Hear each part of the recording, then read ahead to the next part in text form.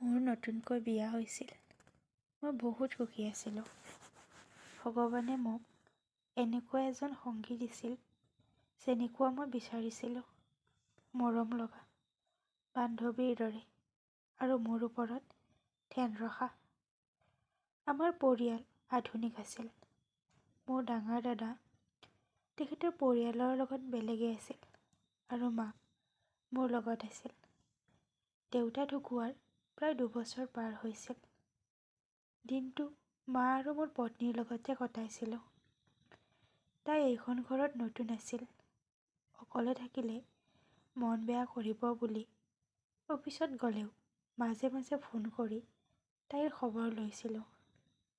ৰাতিপুৱা অফিচ যোৱাৰ সময়ত মা নিজৰ কামত ব্যস্ত থাকে আৰু গধূলি যেতিয়া আহোঁ মা শুই যায়। গতিকে মাক মাত দি প্ৰিয়মৰ ওচৰলৈ যাওঁ।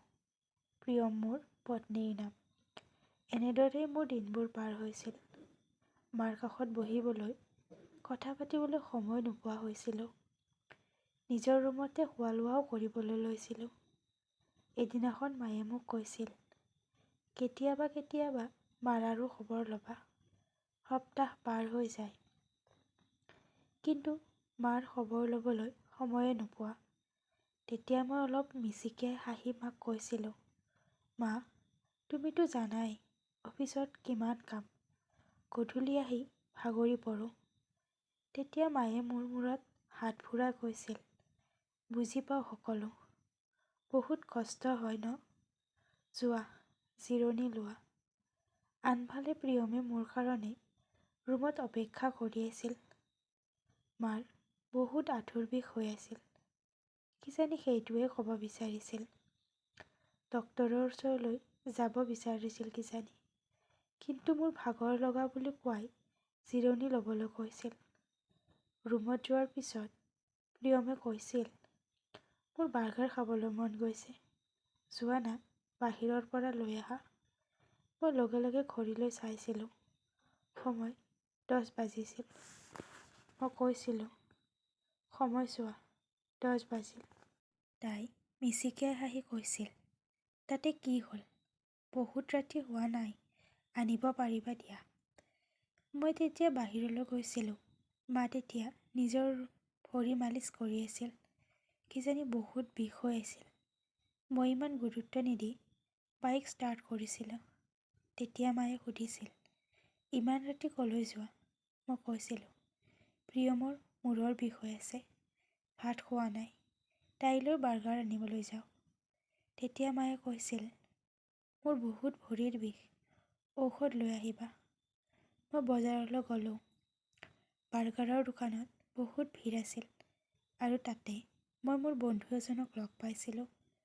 তাৰ লগত বহুত সময় কথা পাতিছিলোঁ আৰু বাৰ্গাৰ লৈ ঘৰলৈ আহিছিলোঁ। মায়ে কিবা কৈ ভৰিখনেৰে খোজকাঢ়ি আহি গেটখন খুলিছিল। মই বাইকখন থৈ ৰুমলৈ যাবলৈ লওঁতে কৈছিল, মোৰ কাৰণে ঔষধ নানিলা নেকি? মই হাতখন মূৰত থৈ কৈছিলোঁ, আৰে পাহৰি গ'লোঁ, এতিয়াই আনিছোঁ ৰ'বক। তেতিয়া মায়ে কৈছিল, নালাগে দিয়া, তুমি জিৰণি লোৱা, কাইলৈ আনিলেও হ'ব। মই ৰুমলৈ গৈ প্ৰিয়মক বাৰ্গাৰ দি মোবাইলত গেম খেলিবলৈ লৈছিলোঁ। সেইদিনা ৰাতি কিজানি মায়ে বিষত কেঁকাই আছিল। কিন্তু মই নিজৰ ৰুমত শান্তিৰে শুই আছিলোঁ। এনেদৰেই দিনবোৰ পাৰ হৈছিল। মই মাৰ পৰা দূৰ হৈ গৈ আছিলোঁ। সপ্তাহত কিজানি এবাৰমানহে মাৰ খবৰ লৈছিলোঁ। দাদা কেতিয়াও মাৰ খবৰ ল'বলৈ অহায়ে নাছিল। যদিও দাদাৰ ঘৰ আমাৰ একেবাৰে ওচৰতে আছিল। সি তাৰ পৰিয়ালৰ লগত সুখী আছিল। এদিন মায়ে মোক কৈছিল, তোমাৰ দাদাৰ কি খবৰ? বেচেৰাটো কিমান কষ্টত থাকে। ভালদৰে খোৱা লোৱা কৰে নে নাই? তাৰ কাৰণে মোৰ বহুত বেয়া লাগে। তেতিয়া মই কৈছিলোঁ, মা, দাদা বেচেৰা নহয়। সি কেইদিনমান আগতে তাৰ খুলখালিক 1.5 লাখ টকাৰ বাইক কিনি দিছে। কেৱল তোমাৰ খবৰ ল'বলৈহে সময় নাই। মোৰ কথাত মাৰ মন বেয়া হৈছিল। মই অনুভৱ কৰিব পৰা নাছিলোঁ। কিন্তু মা দিনক দিনে দুৰ্বল হৈ গৈ আছিল। এনেদৰেই দিনবোৰ পাৰ হৈছিল। কেইমাহমান পাছত অফিচৰ পৰা মোক বেলেগ এখন চহৰত বদলি কৰিছিল আৰু তাত থাকিবলৈ ঘৰ অফিচৰ ফালৰ পৰাই দিছিল। এই কথা মই প্ৰিয়মৰ আগত কৈছিলোঁ। তাই বহুত সুখী আছিল। মা আমাৰ মাত শুনি ৰুমলৈ আহি কৈছিল, কি হৈছে? মই কৈছিলোঁ, মা, কোম্পানীৰ ফালৰ পৰা মই ঘৰ আৰু গাড়ী পাইছোঁ। প্ৰিয়ম আৰু মই এতিয়াৰ পৰা তাতেই থাকিম। মা মিচিকে হাঁহি কৈছিল, ভগৱানে সকলোকে উন্নতি দিয়ক। প্ৰিয়ম, মোৰ কাপোৰখিনিও পেক কৰি দিবা। ময়ো তোমালোকৰ লগতেই যাম। মই মাৰ ফালে চাই কৈছিলোঁ, মা, এতিয়া আপুনি আমাৰ লগত যাব নোৱাৰে। এতিয়া কেৱল প্ৰিয়ম আৰু মইহে যাম। পিছত আপোনাক লৈ যাম। কেইদিনমান আপুনি দাদাৰ লগতে থাকিব। মাৰ মনটো একেবাৰে সেমেকি গৈছিল আৰু কৈছিল, হয় নেকি? হ'ব দিয়া। তেনেহ'লে মোক তাতেই থৈ আহিবা। মই কৈছিলোঁ, হ'ব দিয়া। আজি গধূলি থৈ আহিম। সেইদিনা মা ভাত খোৱা নাছিল। কিজানি মোৰ কথাত বহুত কষ্ট পাইছিল। গধূলি মই মাক লৈ দাদাৰ ঘৰলৈ গৈছিলোঁ। দাদাই ভাত খাই আছিল। আমাক দেখি তেখেতে মিচিকে হাঁহি কৈছিল, আহা, একেলগে ভাত খাই লওঁ। মই কৈছিলোঁ, নাই, নালাগে দিয়ক। মই মাক থ'ব আহিছোঁ। আজিৰ পৰা মা আপোনালোকৰ লগত থাকিব। সি অলপ সময় মনে মনে থাকি কৈছিল, কিয়, তই ভাগৰি গ'লি নেকি? মই কৈছিলোঁ, নহয় দাদা, আচলতে মই অফিচৰ কামত বেলেগ চহৰলৈ যাব লগা হৈছে। কেইমাহমান পাছত মই মাক লৈ যাম। সি মাৰ ফালে চাই চিন্তাত পৰিছিল আৰু কৈছিল, এতিয়া তই সকলোবোৰ মোৰ ওপৰত জাপি দি যাব ওলাইছা। আমি ইয়াত বহুত কষ্টত আছোঁ। তই লগত লৈ নোযোৱা কিয়? বৌ খঙত কৈছিল, কিয়? তোমাৰ পত্নীয়ে চম্ভালিব নোৱাৰা হৈছে নেকি? মই কৈছিলোঁ, আপোনালোকে চিন্তা কৰিব নালাগে।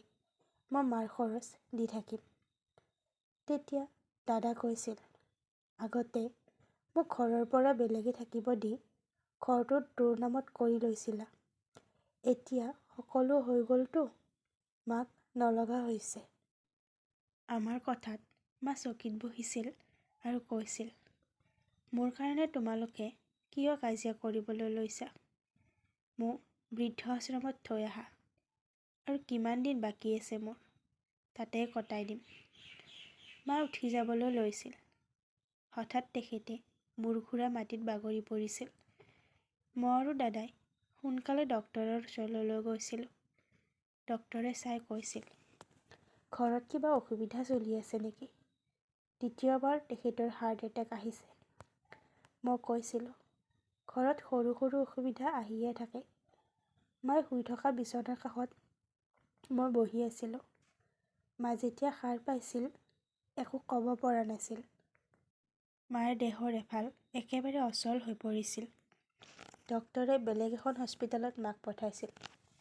তাতেও ডক্তৰে একো কৰিব নোৱাৰোঁ বুলি কৈছিল। মেডিচিনেও একো কাম কৰা নাছিল।